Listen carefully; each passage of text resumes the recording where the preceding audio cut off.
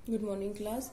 अब हम जो पढ़ेंगे आज वो हैं जो हमने 2-3 दिन से बुक से पढ़ा है, उसको हम समअप करके क्या पढ़ा है वो सब डिटेल में स्टडी करेंगे। तो अब हमने पढ़ा था कि एसिड कौन होते हैं। एसिड वो होते हैं जो जलीय विलयन में H+ आयन देते हैं। तो जलीय विलयन में वो टूटकर H+ आयन दे रहे हैं। और अगर इंग्लिश मीडियम की बात करें तो acid gives H+ ions in aqueous solution। Acid H+ ion देते हैं aqueous solution में। तो एग्जाम्पल हम कर लेते हैं। फॉर एग्जाम्पल HCl होगा, वो टूट के क्या बनाएगा H+ Cl-। ठीक है। और जो ये H+ है पानी के साथ मिलके ये क्या बना लेता है H3O+, जिसको हम बोलते हैं हाइड्रोनियम आयन। तो कोई आपको हाइड्रोनियम आयन बोले तो घबराना नहीं है, वो H+ ही है पानी के साथ में। ठीक है। अब बात करते हैं बेस की। बेस जो होता है वो base gives OH- ions, hydroxide ions in aqueous solution. Base जो है OH- आयन देते हैं एक्वस सॉल्यूशन के अंदर। हिंदी में बेस को बोलते हैं क्षारक। क्षारक जो होते हैं जलीय विलयन में OH- आयन देते हैं। ठीक है। फॉर एग्जाम्पल जैसे मैंने बोला NaOH, तो NaOH टूट के क्या बनाएगा Na+OH-। यहाँ पर मैं एक्वस लिख देती हूँ कि पानी में घुले हुए हैं ये। ठीक है। इसी तरीके से अगर MgOH की ट्वाइस है तो क्या देगा वो Mg2+ एक्वस जलीय विलयन में देता है ना, और 2OH- ये भी एक्वस। तो ये हो गया क्षारक। अब बात करते हैं कि जो ये टूटकर आयंस देना होता है, इस प्रोसेस को हम बोलते हैं आयनाइजेशन, आयनीकृत होना। ठीक है ना। हिंदी में आयनीकृत होना, और आयनीकृत होकर ये क्या देते हैं आयंस देते हैं। इसमें देखो ये रहे, इसमें ये वाले। तो इसी तरीके से बेस जो है वो भी आयनीकृत होते हैं, जो अम्ल है वो भी आयनीकृत होते हैं, एसिड है वो भी आयनाइज होके आयंस देते हैं, और बेस है वो भी आयनाइज होके आयंस देते हैं। जिसकी वजह से जो उनके सॉल्यूशन होते हैं, विलयन जो होते हैं जलीय विलयन, वो विद्युत का चालन करते हैं। ये आपने पढ़ा था ना, ग्लूकोज नहीं करता विद्युत का चालन। यूरिया है वो विद्युत का चालन नहीं कर रहा। तो वो क्यों नहीं कर रहे? क्योंकि उनके पास आयंस नहीं है जलीय विलयन में। विद्युत का चालन एसिड और बेस दोनों करेंगे जलीय विलयन में, क्योंकि वो क्या हो जाते हैं, क्या प्रोड्यूस करते हैं, आयंस प्रोड्यूस करते हैं। वो आयनीकृत हो जाते हैं और आयंस में कन्वर्ट हो जाते हैं। इस वजह से वो विद्युत का चालन करते हैं। अब उसके बाद आया था पीएच स्केल। तो पीएच स्केल क्या होता है बेटा, कि जो अम्ल की या क्षारक की कितने उसमें H+ आयंस है वो बताए। भाई सीधी सी बात है, एक एसिड है, दूसरा भी मान लो एसिड है, और अब आपको ये पता करना है कौन सा अच्छा एसिड है, कौन सा स्ट्रॉन्ग एसिड है। तो आप उसमें क्या करोगे, आप उसमें वो पीएच पेपर डाल के देख लोगे। वो अपना कलर चेंज करेगा, और कलर चेंज से हमें ये पता चल जाएगा कि वो कलर कौन से वाले पीएच नंबर से मैच कर रहा है। वो पीएच का नंबर आ जाएगा, भाई 6 है कि 1 है कि 2 है कि 3 है। जितना ज्यादा कम पीएच होगा उतना ज्यादा स्ट्रॉन्ग एसिड होगा।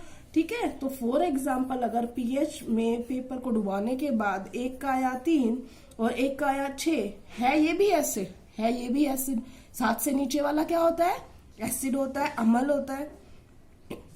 लेकिन किसकी वैल्यू कम है, इसकी। तो इसका मतलब ये क्या है, ये है प्रबल अम्ल, ये है स्ट्रॉन्ग एसिड। ठीक है ना। और ये क्या है, वीक एसिड। एसिड तो ये भी है, लेकिन ये क्या है, वीक है, ये दुर्बल अम्ल है। क्या है, दुर्बल अम्ल। ये बात समझ में आ गई। अब ये तो हुई अम्ल की बात। अगर मैं बात ये करूं कि बेस के अंदर तो H+ आयन, हाँ बेस के अंदर H+ आयन होते हैं। वो बेस की वजह से नहीं होते। बेस का जो जलीय विलयन बनाते हैं तो हम पानी डालते हैं, और पानी जो है वो टूटकर क्या बनाता है H+ और OH-। अब ये तो दिख रहा है ना वहां पर, तो इस वजह से इसमें क्या होगा, H+ आयन दिखाई देंगे, लेकिन बहुत बहुत बहुत कम मात्रा में होंगे। तो इसका मतलब H+ आयन की बहुत बहुत कम मात्रा उसे क्या टेस्ट दिलवाती है, क्षारक वाला टेस्ट। तो अब जैसे पीएच किसी का एक का आया 9 और एक का आया 14, तो पीएच में जितना ज्यादा होता जाएगा उतना ज्यादा वो स्ट्रॉन्ग बेस बनता जाएगा, जो प्रबल क्षारक जो होता है वो बनता जाएगा। तो 9 और 14 दोनों ही क्या है, क्षारक है, बेस है, क्योंकि 7 से ऊपर है। 7 उदासीन होता है और 7 से ऊपर जाएंगे तो वो क्षारक की कैटेगरी में आएगा, बेस की कैटेगरी में आएगा। लेकिन इसकी वैल्यू कम है, इसकी वैल्यू बहुत ज्यादा है, और ये तो मैक्सिमम है 14, तो इससे ज्यादा होती नहीं है। तो इसका मतलब ये क्या है, ये बहुत ज्यादा स्ट्रॉन्ग बेस है। ये कैसा है, वीक बेस है।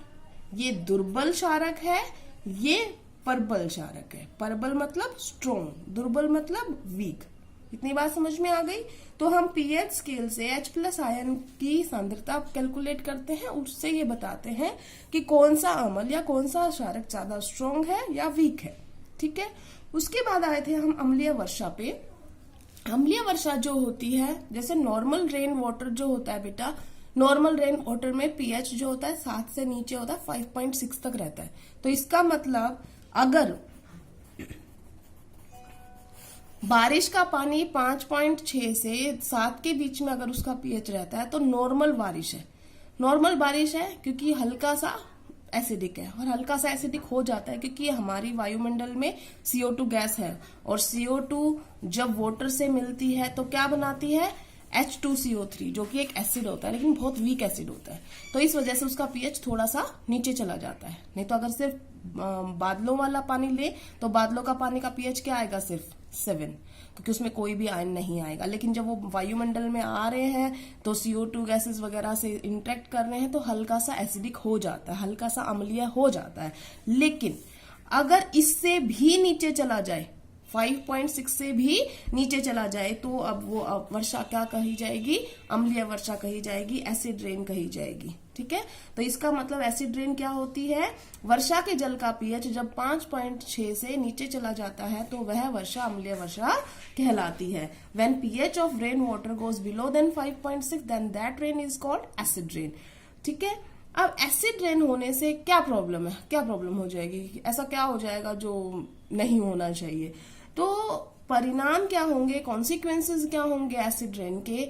सबसे पहले कॉन्सिक्वेंसेस तो क्या होता है, जो आपने देखा हुआ है, ताजमहल जो है संगमरमर का बना हुआ है, और संगमरमर का रंग जो होता है वो सफेद होता है, बिल्कुल सफेद। लेकिन अब ताजमहल का रंग हल्का हल्का पीला पड़ चुका है। उसका रीजन क्या है, वहां पर पहले बहुत ज्यादा प्रदूषण होता था, अभी तो काफी मेजर्स कर लिए गए हैं, अलग अलग जगह पे ब्रिज बना दिए गए हैं, डाइवर्ट कर दिया गया है रूट्स को, ताकि ताजमहल के सराउंडिंग, आगरा के अंदर ज्यादा फैक्ट्रीज वगैरह ना रहे, प्रदूषण ना हो। वहां पे ज्यादा प्रदूषण की वजह से क्या हो गया था, बारिश का पीएच जो है वो 5.6 से नीचे जाने लग गया था, तो बारिश एसिड रेन में आ गई थी। तो एसिड रेन आने से क्या हुआ, जो ताजमहल का जो संगमरमर था वो पीला पड़ने लग गया। अब कोई आपसे पढ़ेगा ये जादू क्या हो रहा है, जादू कुछ नहीं है बेटा। ताजमहल जो है वो संगमरमर का बना है, संगमरमर का फॉर्मूला क्या होता है, CaCO3। ठीक है ना।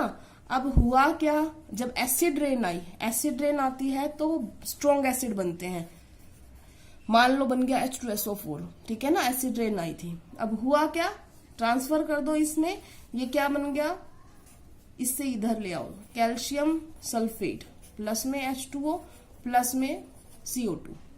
जो ये बना ना, ये तो क्या था, व्हाइट कलर का, और जो कैल्शियम सल्फेट जो आप देख पा रहे हो, जो उस एसिड रेन की वजह से कैल्शियम कार्बोनेट जो कैल्शियम सल्फेट में कन्वर्ट हो गया, वो होता है पेल येलो कलर का।